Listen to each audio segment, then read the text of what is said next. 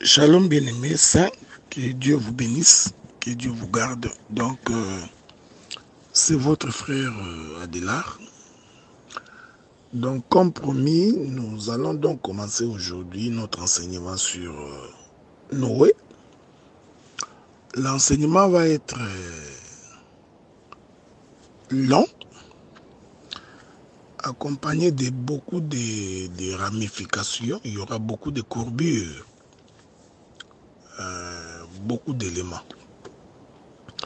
Je voudrais d'abord vous rassurer que la vie de Noé est une séquence de plusieurs données prophétiques. Donc, il ne s'agit pas ici d'une suite logique ou d'un cheminement logique. Donc, dans la vie de Noé, nous avons des séquences qui nous amèneraient probablement vers d'autres enseignements. Nous aurons des portes et des fenêtres qui pourraient nous amener sur le plan prophétique, sur le plan révélationnel, au besoin sur le plan doctrinal et sur le plan de la connaissance. Voilà pourquoi je voudrais donc vous demander de me suivre avec beaucoup d'attention, tout en ne pas oublier que l'écriture que nous allons exploiter est une écriture de l'ombre. Et que l'ombre n'étant pas la représentation exacte des choses, il est possible que vous voyez les choses comme sous un voile. Mais gloire soit rendue au Seigneur parce qu'à sa mort, le rideau du temple s'était déchiré afin que ce qui était caché derrière le voile soit vu de tout le monde. Nous croyons que c'est cela le ministère.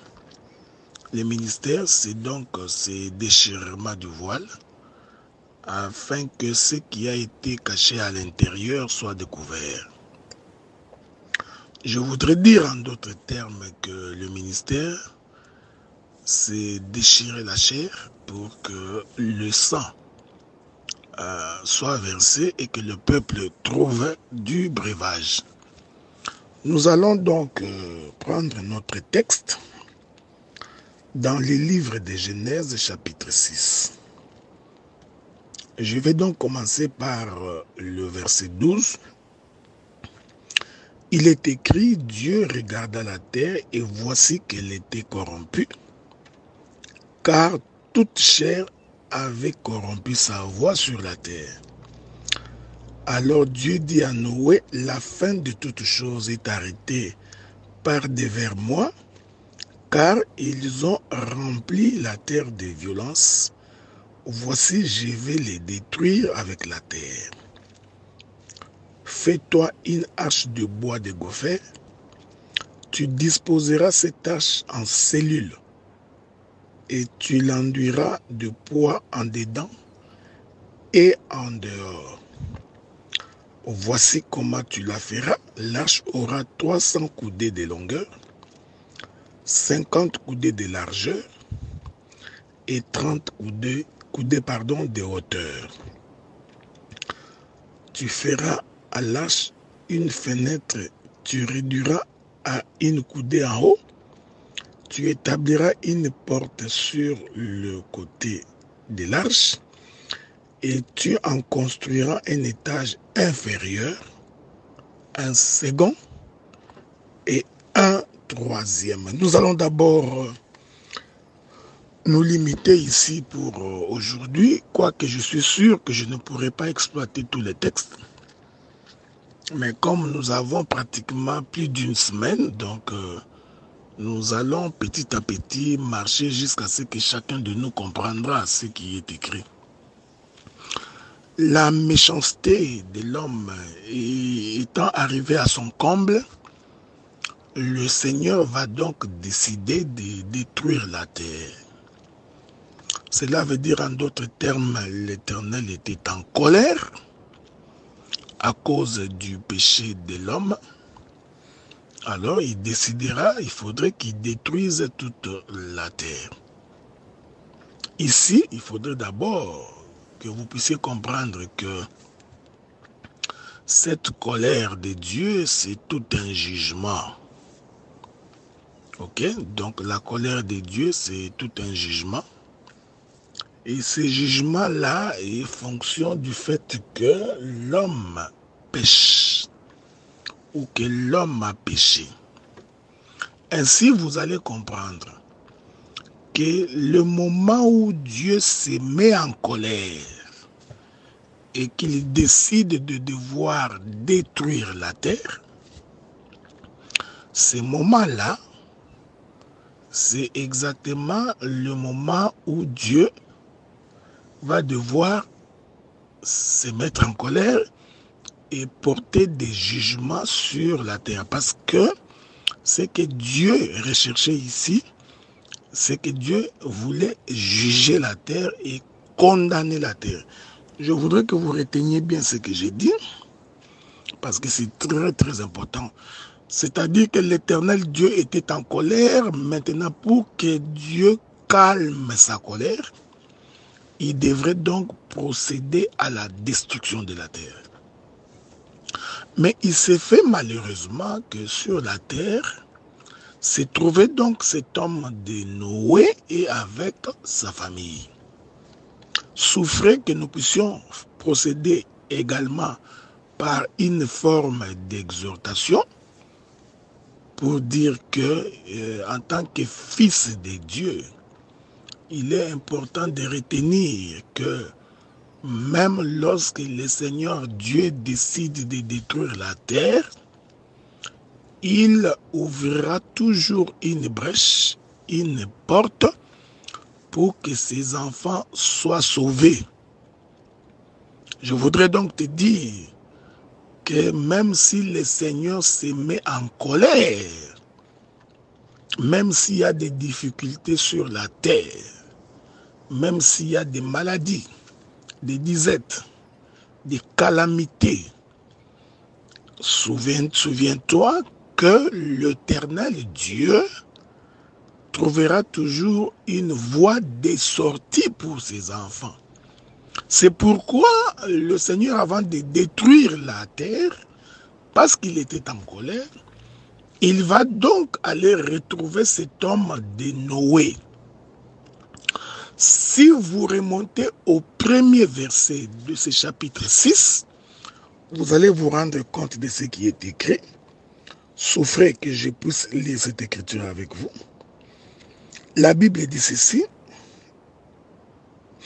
Je suis toujours dans Genèse chapitre 1er. L'écriture dit ceci.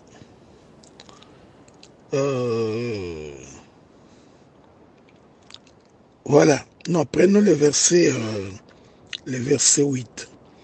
Il est écrit que mais Noé trouva grâce aux yeux de l'Éternel. Voici la postérité de Noé. Noé était un homme juste et intègre dans son temps. Noé marchait avec Dieu. L'Écriture confirme que cet homme de Noé était un homme intègre et juste. Je voudrais alors aller lire une autre écriture pour me faire comprendre davantage. La Bible dit ceci. Nous sommes dans le livre des Romains, chapitre 1er, verset 17. Parce qu'en lui est révélée la justice de Dieu par la foi, pour la foi, selon qu'il est écrit, le juste vivra par la foi. Ok? Je me permets alors de vous ajouter une autre écriture. Toujours dans les livres des Romains, chapitre 3, verset 10, il est écrit, selon qu'il est écrit, il n'y a point un seul juste sur la terre, même pas un seul. Ok, bon. Donc nous nous posons la question, bon, pourquoi ici, dans les livres de Genèse, le Seigneur dit que Noé était un homme intègre et juste, mais alors que le livre des Romains nous dit qu'il n'y a pas un seul juste sur la terre. Ok? Alors nous pourrons également ajouter une autre écriture si vous le voulez bien. Donc je vais vous ajouter une autre écriture pour une bonne compréhension. Vous allez vous rendre compte que la Bible dit de Jésus qu'il est le seul juste sur la terre. Ok? Ceci est très important. Je me permets donc de vous ajouter une autre écriture. Ça nous permettra de comprendre la pensée de Dieu à cette matière-là. Bon, l'écriture dit ceci. La Bible présente que le seul qui soit juste sur la terre, c'est le Seigneur Jésus-Christ. Donc, nous comprenons que quand l'on parle de Noé comme étant l'homme juste et intègre, en réalité, ici, Noé fait référence au Seigneur Jésus-Christ. Suivez-moi attentivement, je vous reviens. Que la paix de Dieu soit avec vous. Donc, j'étais en train de dire que quand le Seigneur appelle Noé comme étant l'homme juste et intègre, ici, Noé va donc représenter la personne de notre Seigneur Jésus-Christ. Suivez-moi avec beaucoup d'attention parce que je donnerai plusieurs images de la chose. Quand vous prenez le livre de 1 Jean chapitre 2, le premier verset, l'Écriture dit ceci, « Mes petits enfants, je vous écris ces choses, afin que vous ne péchiez point. Et si quelqu'un a péché, nous avons un avocat auprès du Père, Jésus-Christ, le juste. » Donc, nous confirmons donc que sur toute la terre, il n'y a aucun juste. Quand Dieu dit ça, Dieu est en train de voir toute l'humanité. Cependant, le frère Jean va nous confirmer que le seul juste que Dieu considère qu'il soit sur la terre, c'est donc le Seigneur Jésus-Christ. C'est pourquoi il est écrit,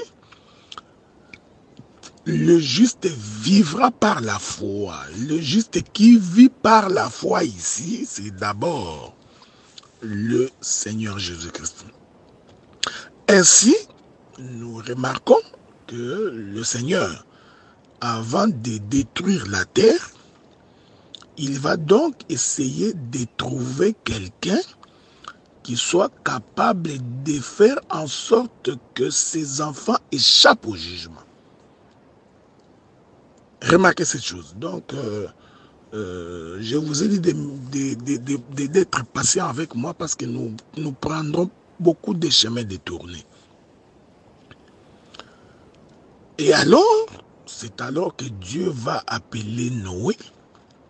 Nous sommes en train de dire ceci, puisque Dieu était en colère et que de par sa colère, Dieu a décidé de détruire la terre. Donc, quand Dieu appelle Noé avant la destruction de la terre, la venue de Noé là, cette présentation de Noé est toute une dispensation. C'est la dispensation de la grâce. Est-ce que vous me suivez? Parce que au temps de la loi, Dieu est en colère. Pourquoi Dieu est-il en colère au temps de la loi? À cause de la manifestation du péché. C'est pourquoi l'Écriture dit, comme la méchanceté de l'homme avait atteint son comble, Dieu s'est mis en colère. Pourquoi Dieu s'est-il mis en colère? Il s'est mis en colère à cause du péché de l'humanité. Donc nous comprenons que le temps où Dieu se met en colère, Ce temps-là qui représente le temps de la loi, parce qu'au temps de la loi, Dieu était en colère, œil pour œil, dent pour dent. Ces moments-là, c'est toute une dispensation de Moïse. Voyez-vous, je voudrais dire ça en d'autres termes. C'est le temps où le soleil est en train de marcher avec toute sa puissance. C'est la marche du soleil dans sa colère. Mais pendant que le soleil, pendant que Dieu est en colère, Dieu va ouvrir une brèche. Cette brèche-là, c'est la venue de Noé. Et cette venue-là, nous l'appelons le temps de la grâce. Ce n'est pas moi qui l'ai dit. Nous allons lire l'Écriture.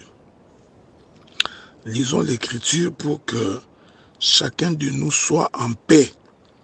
Parce que si nous ne lisons pas l'Écriture, beaucoup d'entre nous risqueraient de s'énerver pour rien. Je suis dans Genèse chapitre 6, verset 8. Mais Noé trouva grâce aux yeux de l'Éternel. Voyez-vous, frère? Donc, pendant le temps de la colère de Dieu, qui décide de détruire la terre, pendant ce temps, Dieu va ouvrir une brèche par la présence de Noé. Cette brèche-là, Dieu l'appelle la grâce. Nous comprenons que l'appel de Noé, c'est toute une dispensation. Ici, je ne voudrais pas entrer dans beaucoup de détails pour dire qu'en fait, le temps où Noé entre en scène, c'est aussi la venue de Jésus sur la terre. Voyez-vous, qui marque le début du temps de la grâce. Vous voyez cet appel de Noé là. Quand Dieu dit que Noé trouva grâce, c'est tout un appel. Cet appel-là, c'est l'image de notre Seigneur Jésus-Christ qui rentre dans la terre, qui vient sur la terre. Voyez-vous? Donc sa venue, il faut faire attention parce que je dirais beaucoup de choses. Sa venue est donc considéré comme étant le temps de la grâce. Je dis bien, comme une dispensation. C'est très important. Que la paix de Dieu soit avec vous. Je voudrais donc marier cette écriture de Noé avec le livre des Hébreux dans son chapitre 10. Remarquez, avant que je touche cette écriture-là, remarquez que Dieu présente deux dispensations au temps de Noé. La première dispensation, c'est la dispensation de sa colère. Cette dispensation-là, nous l'appelons la dispensation de la loi. Parce qu'au temps de la loi, Dieu était en colère. Cependant, pendant que Dieu était en colère, il va ouvrir une brèche avec Noé. Alors nous disons, la venue de Noé dans la scène va être la dispensation de la grâce. Il faudrait donc retenir cela parce que c'est ce que je ferai dans toute ma démarche. Soutenons cela avec une autre écriture. Parce que sans écriture, il est impossible de comprendre la révélation. Nous prenons le livre des Hébreux. Prenons le livre des Hébreux. Souffrez avec moi que j'aille trouver cette écriture-là. Je prends Hébreux chapitre 10. Écoutez ce que la Bible dit. Je commence par le premier verset. Ici, je voudrais expliquer la colère de Dieu, considérée comme étant le temps de la loi. Nous lisons, en effet, la loi qui possède une ombre des choses à venir et non la représentation exacte des choses, ne peut jamais, par le même sacrifice qu'on offre perpétuellement chaque année, amener les assistants à la perfection.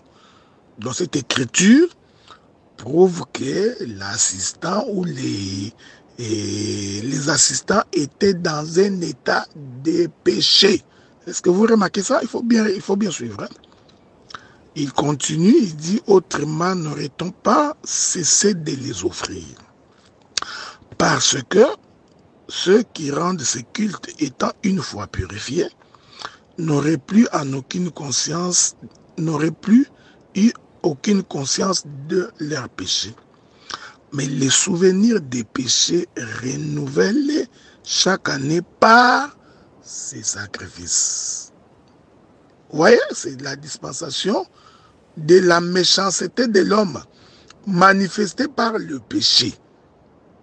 Donc, Genèse chapitre 6. Car il est impossible que les taureaux, les sangs des taureaux et des boucs ôtent les péchés. Or, ce qui fait la colère de Dieu, c'est le péché. Et l'Écriture me soutient par Paul. Paul dit, n'eût été la loi, je n'aurais donc pas connu le péché. Le péché est donc lié à l'apparition de la loi. Que Dieu vous bénisse. Maintenant, je voudrais introduire la présence de Noé dans cette écriture, dans le verset 5. C'est pourquoi Christ entra dans le monde. Voyez-vous, frère, c'est Christ ici qui rentre dans le monde. C'est ça Noé. Parce que je vous avais expliqué que Noé, c'est l'homme juste. Ok?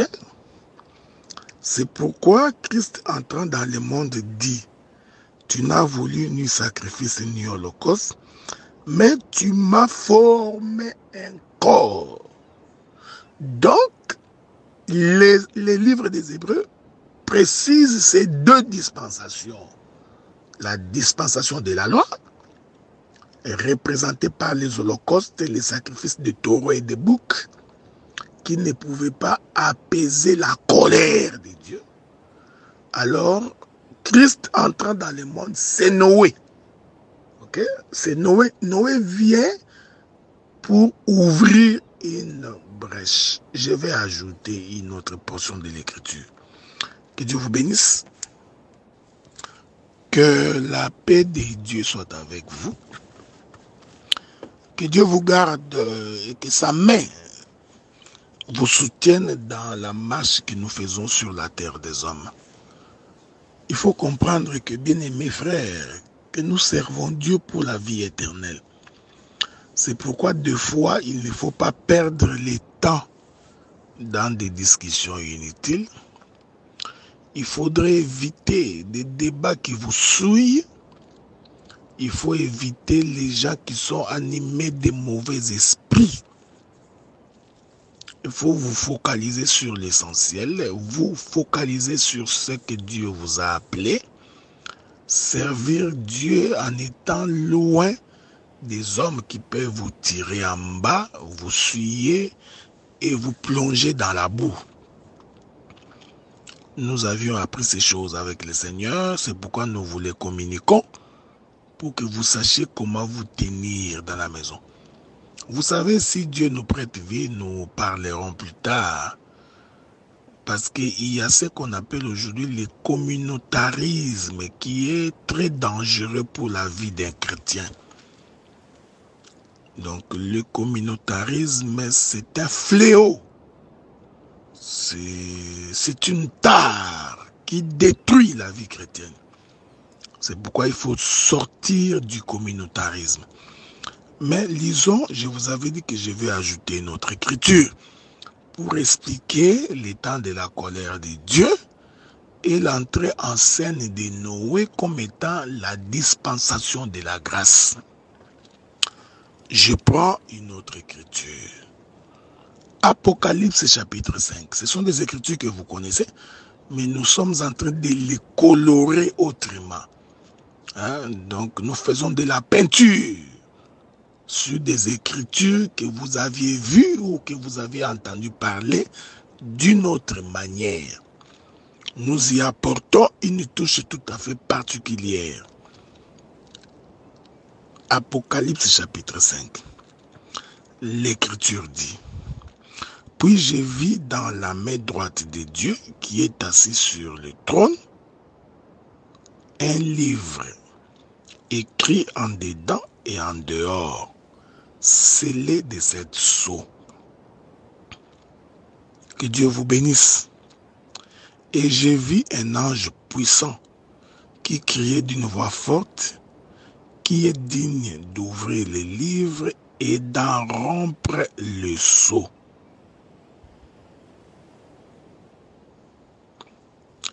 Personne dans les cieux, ni sur la terre, ni sous la terre, ne put ouvrir les livres, ni les regarder.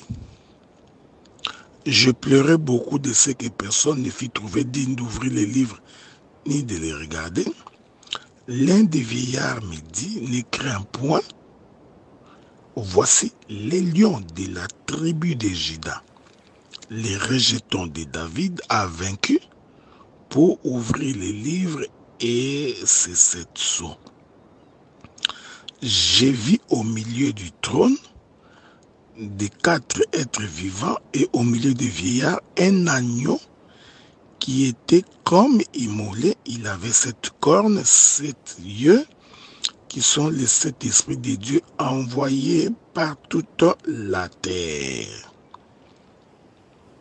Il vint, il prit les livres de la main droite de celui qui était assis sur le trône. Que Dieu vous bénisse. J'ai pris cette écriture pour expliquer la même dispensation. Quand Jean regardait, il a vu le trône, il a vu un homme assis sur le trône, il vit Dieu assis sur le trône. Or, vous comprenez que quand on est assis sur le trône, on ne peut être qu'un roi. Parce qu'il n'y a que le roi qui peut s'asseoir sur le trône. Que Dieu vous bénisse. Que la paix de Dieu soit avec vous. Voyez-vous? Et quand le roi est sur le trône, il est l'image de la puissance et de la colère. C'est pourquoi le jour où Israël a demandé un roi à Samuel, Dieu a dit à Samuel, dit à ses peuples, voici les droits du roi. Quand vous lisez ces textes-là, vous verrez que le droit du roi, c'était qu'il pouvait faire ce qu'il veut. Il pouvait prendre leurs filles, leurs terres. Il avait le pouvoir de vie comme des morts sur le peuple. Mais quand Jean regardait, il a vu donc celui qui est assis sur le trône. Nous comprenons qu'il avait vu le roi. Or, le roi, c'est les lions. C'est pourquoi la Bible dit que lorsque Jean s'est retourné pour regarder, il vit les lions. C'est très important ce que j'ai dit. Il vit les lions. Or, les lions là, sur le trône, c'est toute une dispensation, bien-aimés frères. Je vais répéter ça. L'un des vieillards me dit, ne pleure pas, voici les lions de la tribu de Juda, les rejetons de David, a vaincu pour ouvrir les livres et ses 7 sceaux. L'un des vieillards me dit, lorsque les vieillards parlent, ils parlent du lion. Or, les lions, c'est toute une dispensation de la colère. C'est la dispensation du guerrier. C'est la dispensation de celui qui tue. C'est pourquoi Dieu avait dit à David, tu ne construiras pas pour moi une maison parce que tes mains sont pleines de sang, parce que tu es un guerrier. J'ai toujours dit que le roi, ce n'est pas celui qui règne seulement, mais c'est aussi celui qui combat. Avez-vous remarqué cela? Donc, quand l'un des vieillards parlait, il dit, ne pleure pas, voici les lions de la tribu de Juda. Mais regardez, frère, mais lorsque Jean regarda, parce que le vieillard a présenté les lions. Or, ces lions-là, nous disons, c'est la dispensation de la colère de Dieu au temps de Noé. Mais lorsque Jean voulut regarder, l'Écriture dit, Jean va donc voir maintenant l'agneau au milieu du trône et des 4 êtres vivants. Que la paix de Dieu soit avec vous. Je vais essayer de m'étaler un moment ici. Jean a donc vu l'agneau au milieu du trône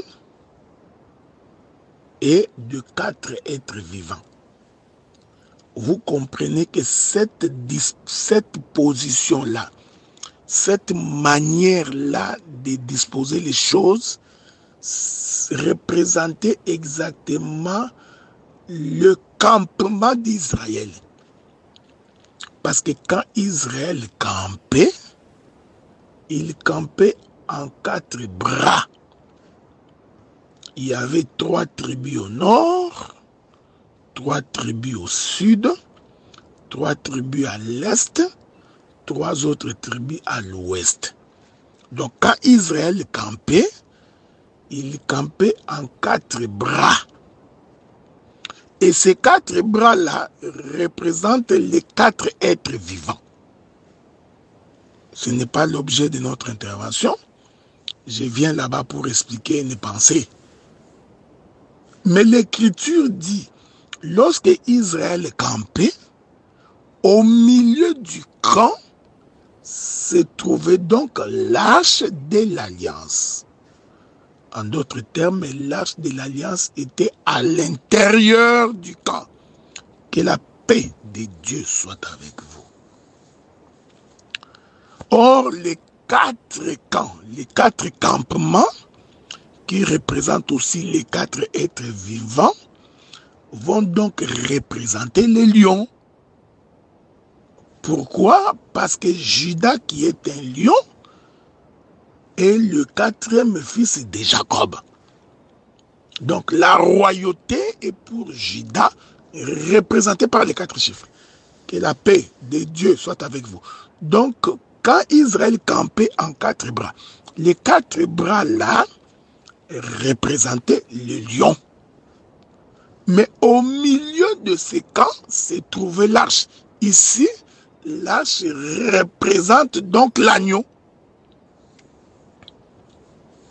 Disons cela autrement, pour une bonne saisie. Les 4 êtres vivants vont donc représenter la dispensation de la colère de Dieu. Voyez-vous? C'est ça le temps où Dieu décide de par lui de détruire toute la terre parce qu'il était en colère. Cependant, à l'intérieur de cette colère-là, il y a une brèche. C'est cette brèche-là que nous appelons Noé, l'homme intègre et juste, qui vient ouvrir une fenêtre pour les saluts. C'est ainsi que Jean, lorsqu'il regarda, il vit les 4 êtres vivants. Ensuite, il vit l'agneau. L'agneau au milieu de ces 4 êtres vivants. Que la paix de Dieu soit avec vous. Nous bénissons le Seigneur pour l'occasion que nous avons de vous parler. Et nous sommes en train de certifier que Dieu nous fera beaucoup de bien aujourd'hui. Je rentre donc dans les livres de Genèse. Je vous avais dit que cet enseignement aura beaucoup de séquences, hein, frère. Il y aura beaucoup d'épisodes. C'est une série de plusieurs épisodes. Donc, il faut nous suivre avec beaucoup d'attention parce que nous parlerons beaucoup avec beaucoup de détails. L'Écriture dit ceci dans Genèse chapitre 6, verset 9. Voici la postérité de Noé. C'est très important de retenir ce que j'ai dit. Voici la postérité de Noé. Noé était un homme juste et intègre dans son temps. Noé marchait avec Dieu. Noé engendra 3 fils, Sem, Cham et Japheth. Je voudrais également m'arrêter là un moment. Donc, Noé qui est le père. Ok? Il faut aussi considérer que Noé c'est le père. C'est pourquoi l'on dit de lui qu'il engendra. Donc nous comprenons que Noé c'est le père. Donc Noé donne naissance à 3 fils. Donc les 3 fils de Noé sont donc la manifestation de Noé. C'est très important ce que j'ai dit, frère. Suivez-moi attentivement. Donc les 3 fils de Noé sont les entrailles de Noé. Parce qu'il est écrit que le fils, c'est les entrailles du père. Ok? Or, les entrailles, c'est ce qui est à l'intérieur de quelqu'un. C'est ce qui sort de ses intestins, hein, de son fond intérieur. Donc, le fils sont la manifestation du Père. Souvenez-vous, lorsque le Seigneur parle de la dîme d'Abraham, il précise que Lévi qui était dans les entrailles d'Abraham a aussi donné la dîme. Ok? Donc, Lévi est considéré comme étant les entrailles d'Abraham.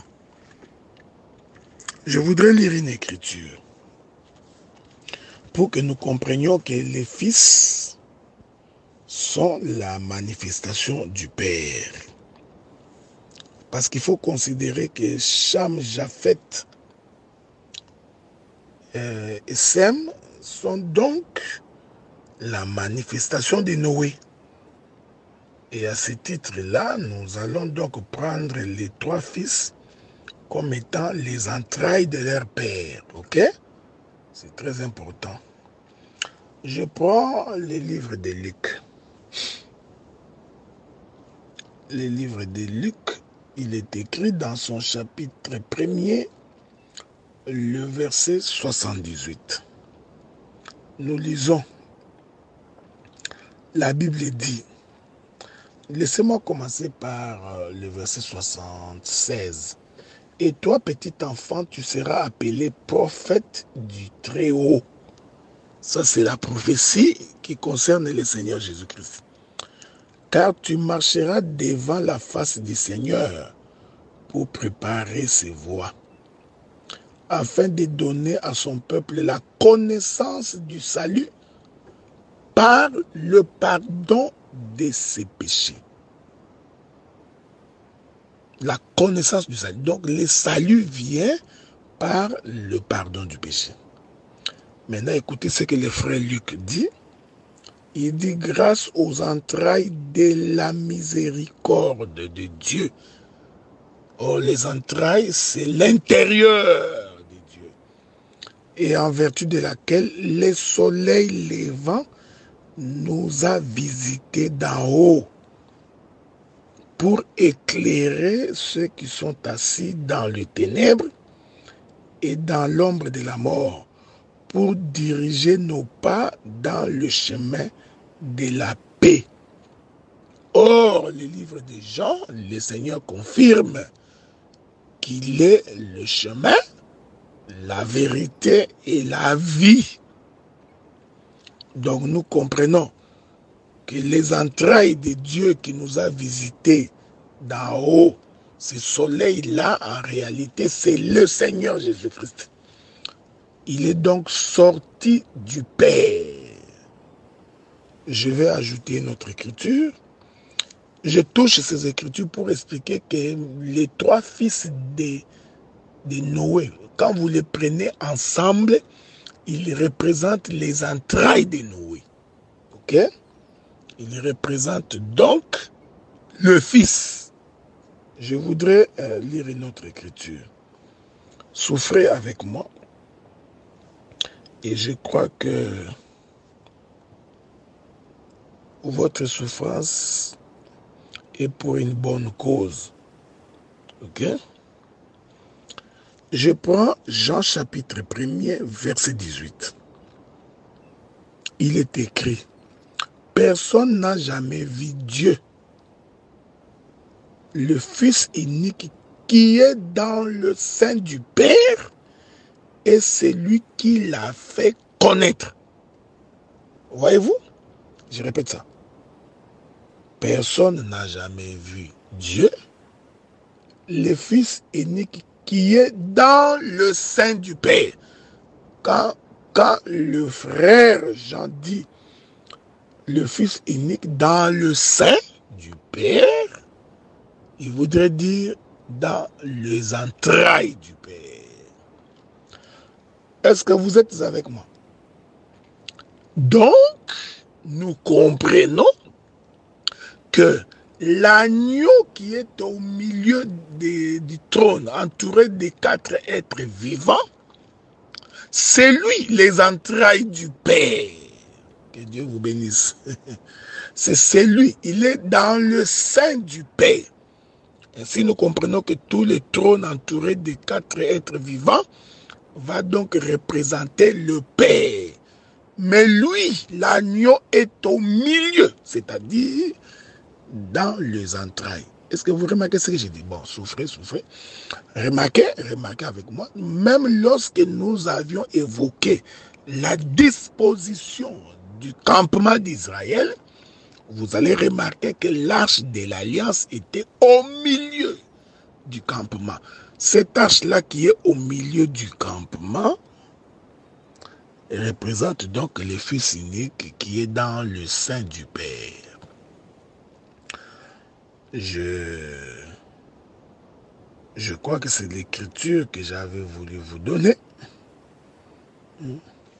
C'est très important pour que vous puissiez comprendre ces choses. Donc, je rentre là où j'étais dans les livres de Genèse pour dire et confirmer que Japhet, Sem et Cham, quand vous les mettez ensemble, ils représentent le sein du Père, ils représentent donc les fils.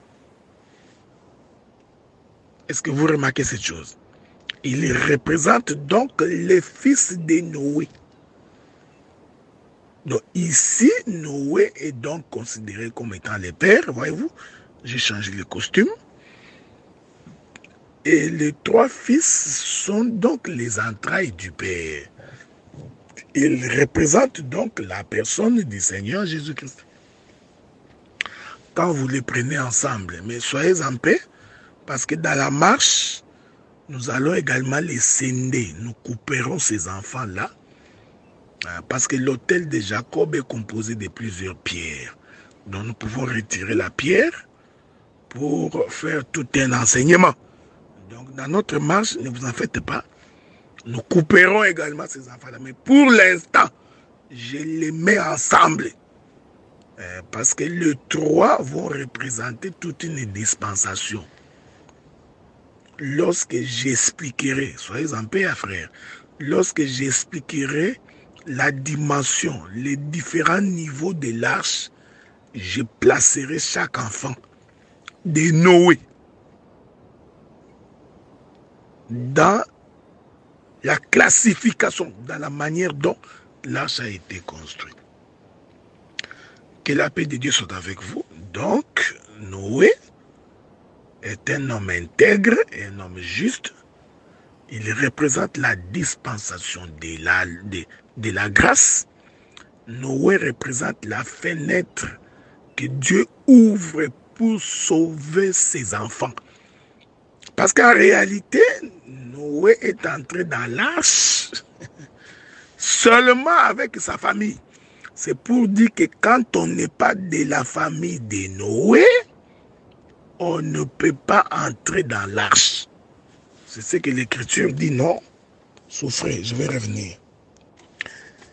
Que le Seigneur vous bénisse. Donc, je suis en train d'espérer que le Seigneur nous ouvrira beaucoup de portes pendant cet enseignement. Je rentre dans les livres de Genèse, chapitre 6. Écoutez ce que la Bible dit. Bon, je prends le verset 13. Alors Dieu dit à Noé, la fin de toute chair est arrêtée par devers moi, car ils ont rempli la terre de la violence. Voici, je vais les détruire avec la terre. Fais-toi une arche de bois de gopher. Tu disposeras cette arche en cellules et tu l'enduiras de poids en dedans comme en dehors.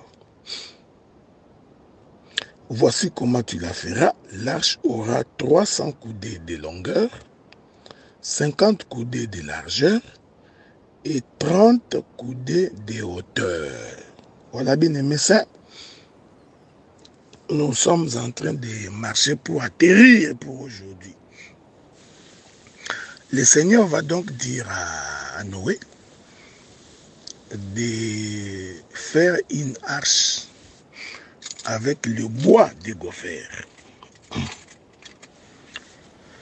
Ici, je voudrais attirer votre attention. Je vous avais déjà exhorté que tout ce que Dieu fait là, c'est en prévision du jugement qui va frapper la terre. Ok? C'est en prévision. Je dis bien c'est en prévision. Donc, Dieu va frapper la terre, mais avant de frapper la terre, il va donc accomplir une tâche.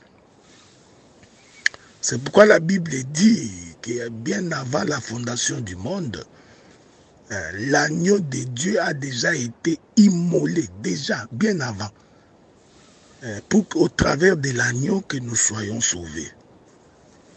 Donc, ce que Noé va faire, il sera en train de construire l'agneau. Que Dieu vous bénisse, qu'il vous garde. Remarquez, frère. Alors, l'Éternel va donc demander à Noé de se construire une arche avec les bois de gopher. Maintenant, qu'est-ce qui va se passer? C'est-à-dire que Noé, quand il a parlé avec Dieu, Noé a conçu dans sa pensée, comme architecte, comment va être l'arche. Donc l'arche, avant d'être manifestée, avant d'être construit, il était premièrement conçu dans la pensée de Noé. Est-ce que vous remarquez cette chose? Je vais le répéter calmement. Avant de rendre visible l'arche, l'arche était d'abord invisible dans la pensée de Noé. Donc Noé avait dans son esprit, dans sa tête, l'arche déjà construite. Et ici, je voudrais dire que lorsque l'arche était dans la conception de Noé, l'arche était considérée comme étant la création invisible de Dieu. Que Dieu vous bénisse. L'arche est donc la création invisible de Dieu. Lorsque cette arche était encore conçue dans la pensée de Noé. Ok? Maintenant, il faudrait que Noé manifeste ce qu'il a conçu. Que la paix de Dieu soit avec vous. C'est ici que je vais expliquer que Noé, c'est le créateur. Noé va donc commencer à faire la création. Je répète ça. Parce que la construction de l'arche, c'est rendre visible l'invisible. C'est-à-dire ce qui était dans la pensée de Noé. Noé l'a rendu visible en le manifestant, en le matérialisant. Mais vous allez remarquer dans notre marche que pour que Noé matérialise cela, Noé doit aller dans la forêt. C'est très important. Parce qu'il doit aller couper le bois. Que le Seigneur vous bénisse, frère. Il doit donc aller couper le bois pour construire. Donner la forme à ces bois-là pour qu'ils deviennent toute une arche. Soyez en paix, frère. Soyez en paix. Parce que nous sonderons beaucoup d'éléments prophétiques ici. Donc, lorsque Noé est en train de concevoir dans sa pensée, c'est que c'est l'arche. Parce que Dieu avait parlé, donc Noé avait dans sa pensée comment serait l'arche. Ici, je voudrais dire, c'est Noé là qui conçoit l'arche dans sa pensée. C'est l'Écriture qui dit, créons l'homme à notre image, selon notre propre ressemblance. Quand Dieu disait cela, l'homme était dans sa tête. L'homme était dans sa pensée. Souvenez-vous que je vous ai dit que Noé représente aussi Dieu. C'est très important. Il représente le Créateur parce que c'est lui qui va matérialiser, j'aime ces choses, l'arche. Il va rendre visible l'invisible. Or, ce que Noé est en train de faire là, Dieu en réalité est en train de se répéter dans Noé. Ce que Noé fait, c'est Dieu qui est en train de se mouvoir. Ce que Noé fait, Dieu est en train d'exprimer sa propre pensée. J'ai toujours dit que le Seigneur Dieu, c'est comme un metteur en scène. Il prend des individus, il attribue des rôles que lui-même Dieu veut accomplir. Donc, il prend des acteurs, il les met en scène en leur confiant les rôles que lui, Dieu, voudrait accomplir. Que Dieu vous bénisse, que Dieu vous garde. Remarquez donc cette chose. Donc, Noé avait dans sa pensée l'arche. Ici, nous comprenons que l'arche dans la pensée de Noé, c'est ça Adam. Que Dieu vous bénisse, suivez-moi bien. C'est ça Adam. L'arche dans la pensée de Noé, c'est Adam. Pourquoi j'ai dit cela? Parce que le Seigneur, avant de manifester la création de l'homme, Dieu a d'abord conçu en lui-même.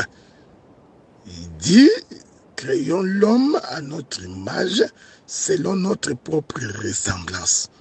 C'est alors que Dieu créa Adam. Adam est considéré comme étant le fils de Dieu. Je ne sais pas si je vous trouverai cette écriture-là. Souffrez, hein? Souffrez avec moi. Nous allons chercher une écriture, si je ne me trompe pas, dans le livre de Genèse chapitre 5. Si je ne me trompe pas, ok? Je voudrais me rassurer que c'est ce que j'ai dit, hein? Souffrez, je voudrais lire une écriture. Voilà.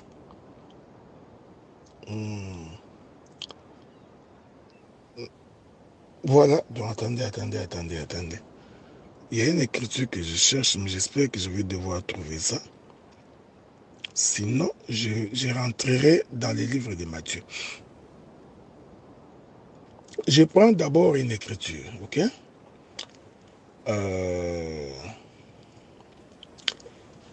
La Bible dit ceci, donc Adam connut sa femme, elle enfanta un fils.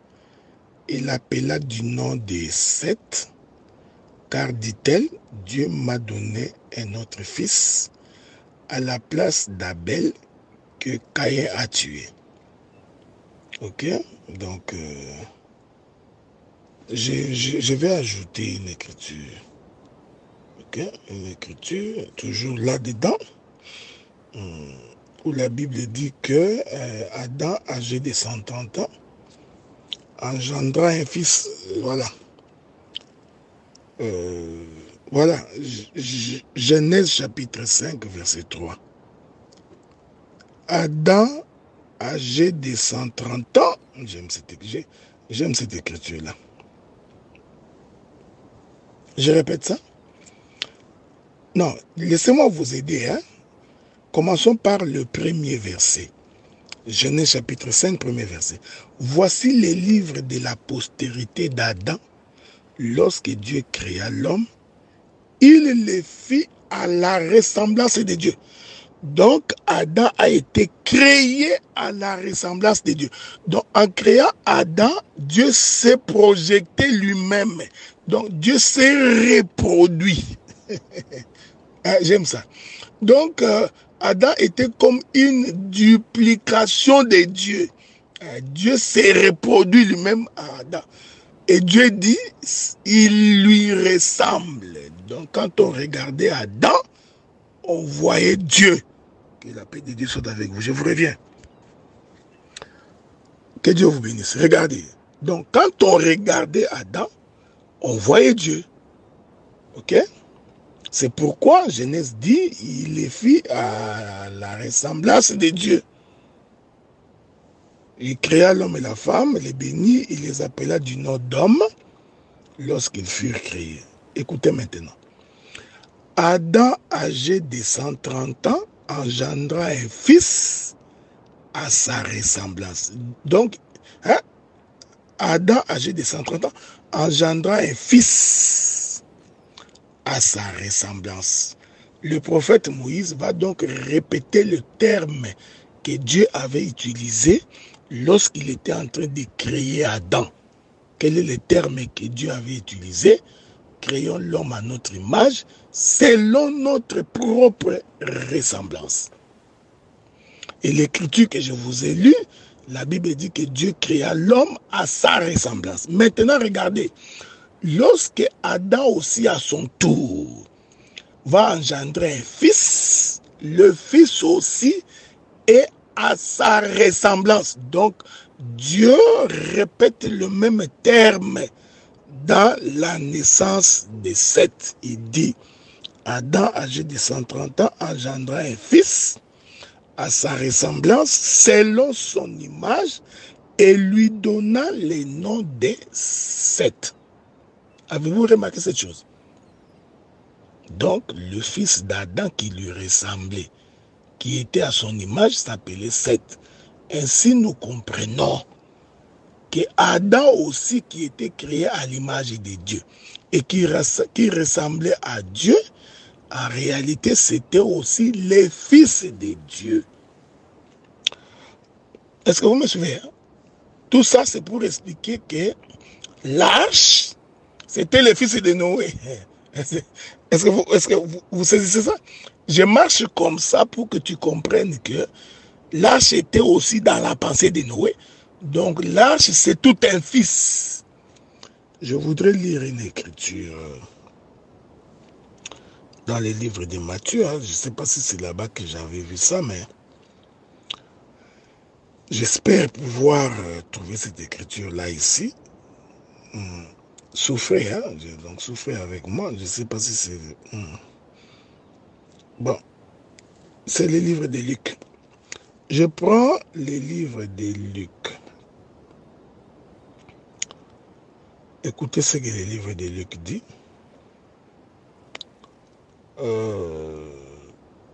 Est-ce que je suis... Attendez, hein, attendez. Je ne voudrais pas vous compliquer la vie. C'est Luc chapitre 2, je crois. Parce que sans témoin des Écritures, tu risques de douter de ce que j'ai dit. Je suis dans Luc chapitre 3. Luc chapitre 3, à partir du verset 37. La Bible dit ceci. Fils de Mathusala, fils d'Enoch, fils de Jared, fils de Malalel, fils de Caïnan, fils de Nos, fils de Seth, fils d'Adam, fils de Dieu. J'aime ça, j'adore ça. Donc, mon frère Luc va confirmer que Adam était le fils de Dieu. Ainsi, maintenant, nous comprenons l'homme créé à l'image de Dieu, selon sa propre ressemblance, était donc le fils de Dieu. Or, nous savons qu'au jour du baptême, une voix se fit entendre des cieux, que celui-ci est mon fils bien-aimé en qui j'ai mis toute mon affection. Donc nous comprenons que cet Adam qui a été créé représentait donc le fils de Dieu, c'était l'image de Jésus-Christ. Mais d'où vient Adam? De l'intérieur de Dieu. Dieu l'a conçu en lui-même et puis il l'a manifesté. Donc Dieu l'a engendré. Que Dieu vous bénisse. Je rentre donc maintenant chez Noé pour expliquer que l'arche qui était dans la pensée de Noé représentait, créons l'homme à notre image selon notre propre ressemblance.